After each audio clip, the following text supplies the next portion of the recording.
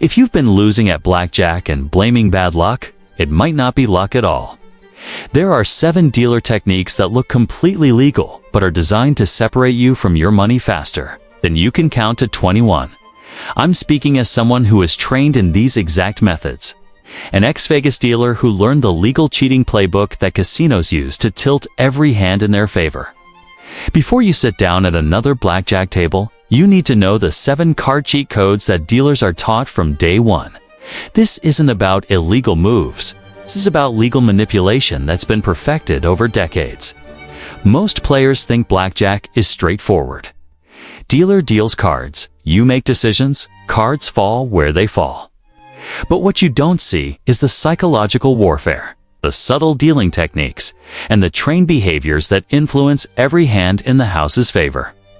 I spent 3 years dealing blackjack on the Strip. I was taught these methods in dealer school.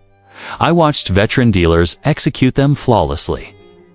And I watched thousands of players lose money to techniques they never even noticed. Today, you're learning all 7 codes so you can protect yourself. Cheat code number 1, the rush shuffle. This is the foundation technique every dealer learns in their first week, the rush shuffle. It looks like the dealer is just shuffling efficiently to keep the game moving. But the real purpose is to create a pace that forces you into mistakes. When the cards are moving fast, you don't have time to think. You rely on instinct. And instinct at blackjack usually means bad decisions. Here's how it works. The dealer completes the shuffle in 30 to 45 seconds, fast enough that you can't track anything. Fast enough that you feel pressure to make quick decisions.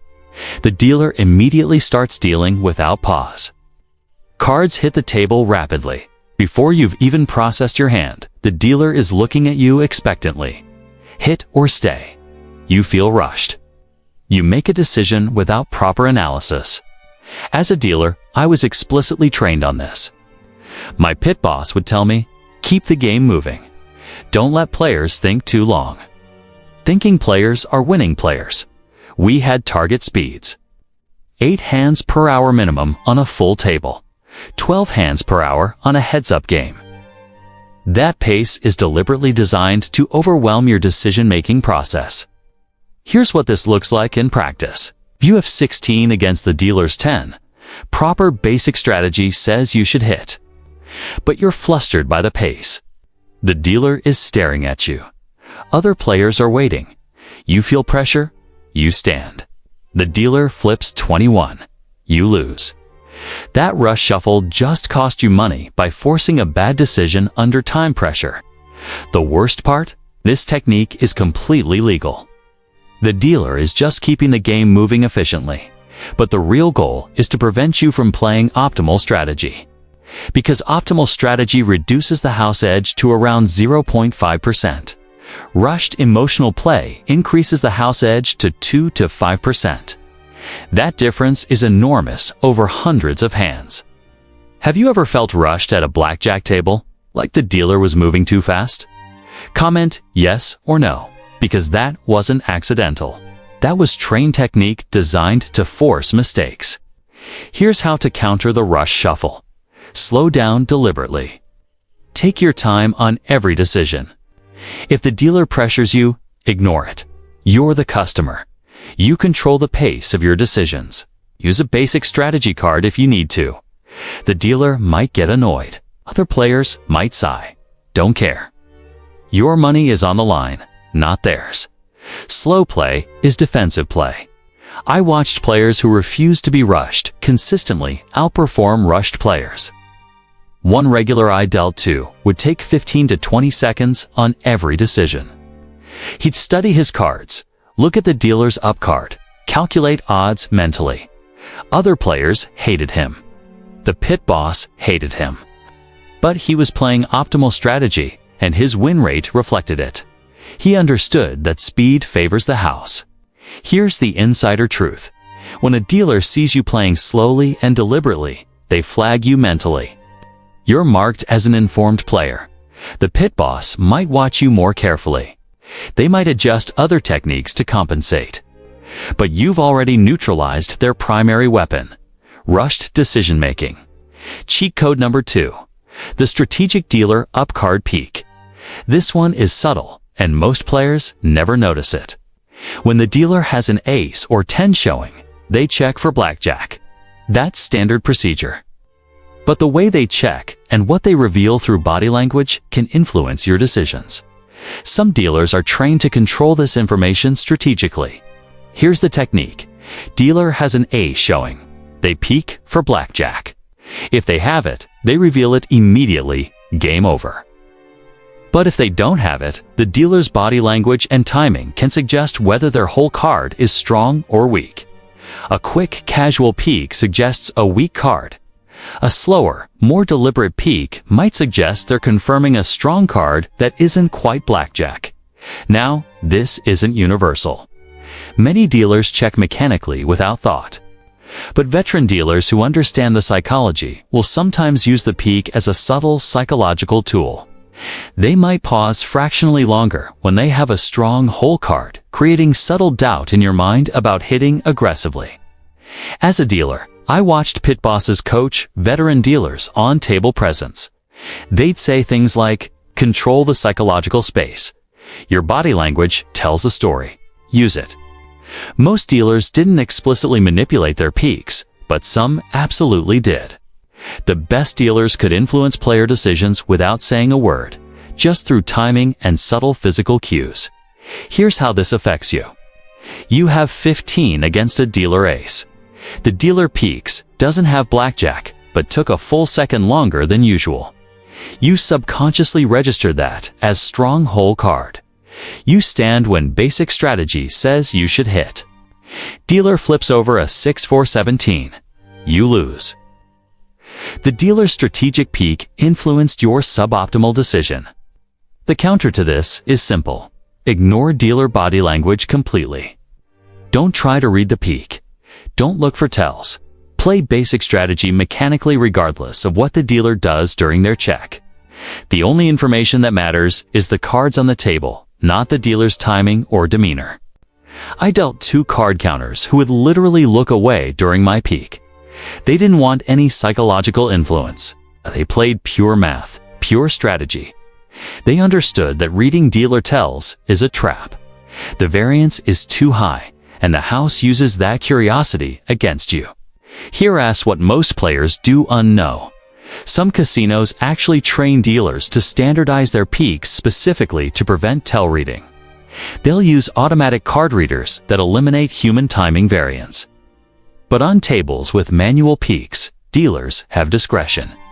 And that discretion can be used psychologically to influence your decisions.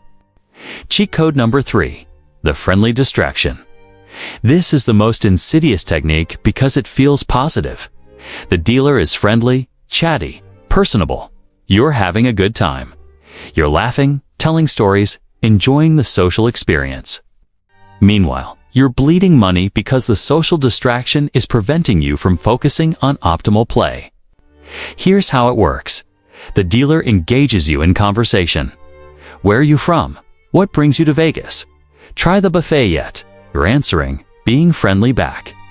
During this conversation, you're making betting and playing decisions on autopilot. You're not calculating odds. You're not thinking about basic strategy. You're socializing. And socializing at a blackjack table costs you money. As a dealer, this was explicitly part of our training. Create a fun, engaging atmosphere. Players who are having fun stay longer and bet more. They didn't phrase it as distract them, so they make mistakes, but that was the functional result. Happy, distracted players make more errors. Errors generate profit for the house. I became very good at the friendly distraction. I'd remember regular players' names, ask about their families, tell jokes, create a party atmosphere. Players loved dealing with me. They also lost more money at my table than at tables with cold, silent dealers. Why? Because they were focused on the social experience, not the mathematical game. Here's a concrete example. You have 12 against dealer 3. Basic strategy says hit. But the dealer just asked you about your kids, and you're in the middle of a story. You glance at your cards, don't want to interrupt your own story, and you stand without thinking. Dealer flips 8 for 21. You lose. The friendly distraction just cost you a hand you should have one. The psychological trap is that unfriendly dealers feel uncomfortable. Nobody wants to sit at a cold, silent table. So you gravitate toward the fun, chatty dealer. But that fun dealer is a trained professional using social skills to reduce your focus. It's social engineering, and it's devastatingly effective. Have you ever had a dealer that was so fun you didn't even care you were losing? Comment if yes, because that dealer wasn't accidentally charming. They were executing a trained technique to keep you at the table longer, despite losses. The counter? Be friendly, but stay focused. You can enjoy the dealer's company while still playing optimal strategy. Don't let conversation override mathematical decisions. If you need to interrupt a conversation to consult your strategy card, do it. The dealer will wait. Your focus is more important than their feelings. I had some players who would be pleasant but minimally conversational. They'd smile, nod, give one-word answers, and focus on their cards. Those players frustrated me as a dealer because I couldn't distract them. Their win rates were noticeably better than the chatty, socially engaged players. Here, ask the insider move. If you re-add a table and the dealer is working hard to engage you socially, recognize it as a technique. You don't have to be rude, but you can politely maintain focus on the game. I appreciate the chat, but I really need to concentrate right now. Most dealers will back off. The smart ones will recognize you're an informed player and adjust their approach.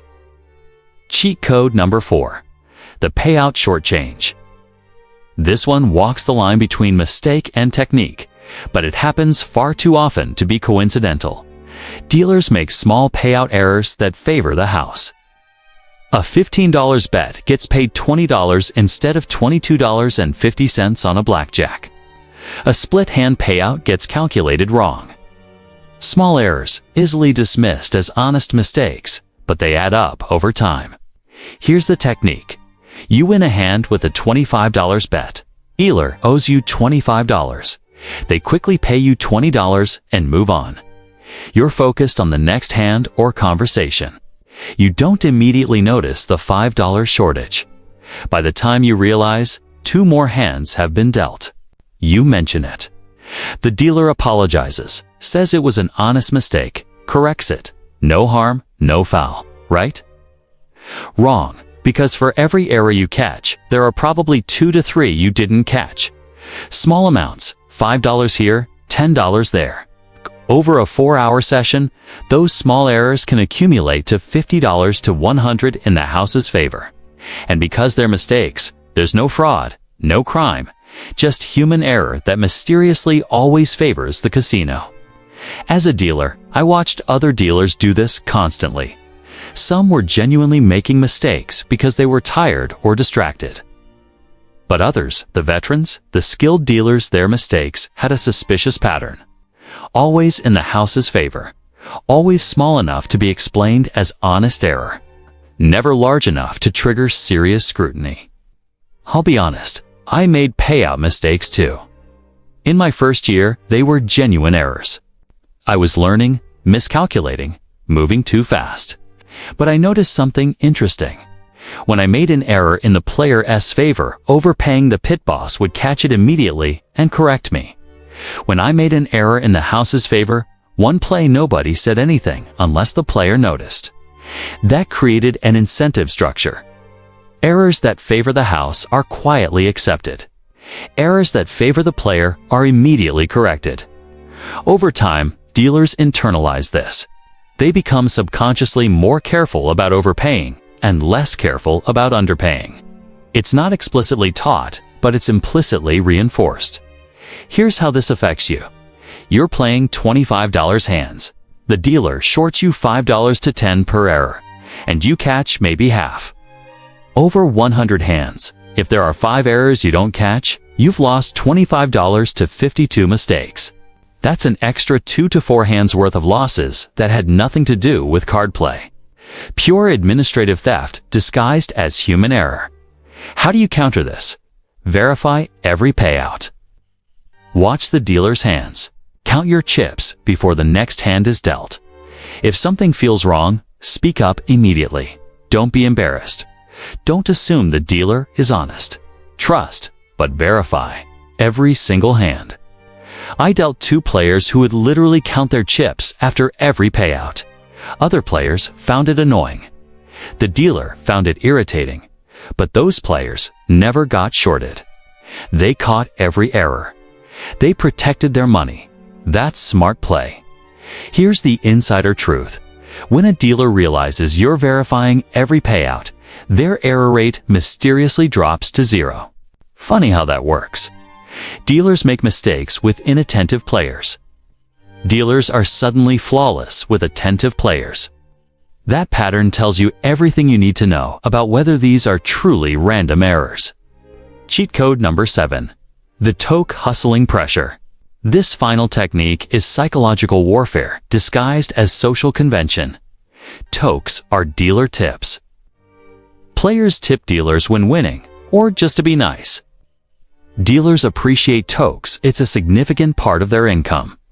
But some dealers use toke pressure as a manipulation technique to influence your betting and playing decisions. Here's how it works. The dealer is friendly, social, engaging. You tip them $5 on a winning hand. The dealer thanks you enthusiastically, makes you feel good about tipping. You continue playing. You hit a losing streak. The dealer's demeanor subtly shifts. Less warm, less engaged. You feel the social pressure. You want to get back to that positive interaction. So you bet bigger, trying to win so you can tip again and restore the social warmth. As a dealer, I watched veteran dealers execute this masterfully. They'd create an atmosphere where tipping was expected and socially rewarded. Players who tipped got smiles, conversation, jokes. Players who didn't tip got cold efficiency. The social pressure was enormous. Players would bet beyond their comfort zone, trying to win enough to tip and maintain social approval. But here's the manipulation. The dealer's warmth or coldness has nothing to do with your actual play. It's a trained behavior to influence your emotional state and betting patterns. When you're chasing social approval through tipping, you're making emotional decisions, not mathematical ones. And emotional decisions lose money. Here's a concrete example. You're playing $10 hands using perfect basic strategy, managing your bankroll well. The dealer is friendly because you've tipped twice. Then you hit a losing streak. You're down $100. The dealer's energy drops. You feel it. Instead of continuing your $10 disciplined play, you jump to $25 hands, trying to win quickly so you can tip and restore the positive atmosphere. You lose those $25 hands. The toke pressure just cost you an extra $50. The psychological trap is that tipping feels good. You're being generous. You're taking care of the dealer. You're being social and classy. But if that tipping pressure influences your betting decisions, it's no longer generosity, it's manipulation. The dealer isn't your friend. They're a casino employee trained to extract maximum revenue. Have you ever felt pressure to tip a dealer even when losing? Comment yes or no, because that pressure isn't accidental. Some dealers cultivate it deliberately to influence your emotional state and betting behavior. The counter: tip if you want to, when you want to, in amounts that don't affect your bankroll management. Don't let dealer warmth or coldness influence your betting decisions. If the dealer gets cold because you're not tipping, let them. You're not there to manage the dealer's emotional state. You're there to play blackjack mathematically. I dealt 2 players who never tipped, not once. They were cold, analytical, focused. Other dealers hated dealing to them. I found it clarifying. Those players weren't there for social approval. They were there to play mathematically optimal blackjack. Their win rates reflected that singular focus. Here's the insider truth. The best dealers for your bankroll are the cold, efficient, minimally social dealers. They deal quickly, accurately, without psychological manipulation. You play, they deal. Money moves based on cards, not social dynamics. Those dealers don't maximize tips, but they also don't emotionally manipulate you into bad decisions. Now, I'm not saying never tip dealers. If you're winning, if you want to share, if the dealer provided good service, tip them. But make it a conscious decision based on your situation, not a response to social pressure or emotional manipulation. Control the tipping dynamic. Don't let it control you. Bringing it all together, the complete defense system. Let's synthesize all 7 cheat codes into a complete defensive strategy. When you sit down at a blackjack table, you're entering a psychological battlefield. The dealer has been trained in techniques designed to tilt every advantage toward the house. Your job is to recognize and neutralize each technique. Against the rush shuffle, slow down deliberately. Take your time on every decision. Use a strategy card. Ignore pressure from the dealer or other players. Your pace, your rules. Against the strategic peak, ignore dealer body language completely. Don't try to read tells. Play pure basic strategy regardless of dealer timing or demeanor. Against the friendly distraction, be pleasant but focused. Don't let conversation override mathematical decision-making. If necessary, politely disengage to concentrate. Against payout, shortchanging. Verify every payout immediately. Count your chips before the next hand. Speak up on errors without hesitation or embarrassment. Against CSM manipulation, avoid CSM tables entirely. Play only traditional shoe games with visible shuffles and clear penetration. Against shallow penetration, watch where the cut card is placed. Request deeper penetration if it's shallow. If denied, consider finding a different table. Against toke pressure, tip consciously, not emotionally. Don't let dealer warmth or coldness influence your betting decisions. Control the social dynamic. When you implement all 7 defenses, you transform from a typical player into an informed player. The dealer recognizes immediately that you're different. You're not rushed, you're not distracted. You're not making errors. You're verifying payouts. You're watching penetration. You're playing mathematically. That recognition changes the entire dynamic at the table. How many of these 7 techniques have you experienced? Count them up. Drop your number in the comments. 0 means you've been lucky or haven't played much. 3 to 5 means you're a typical player who's been manipulated without knowing it.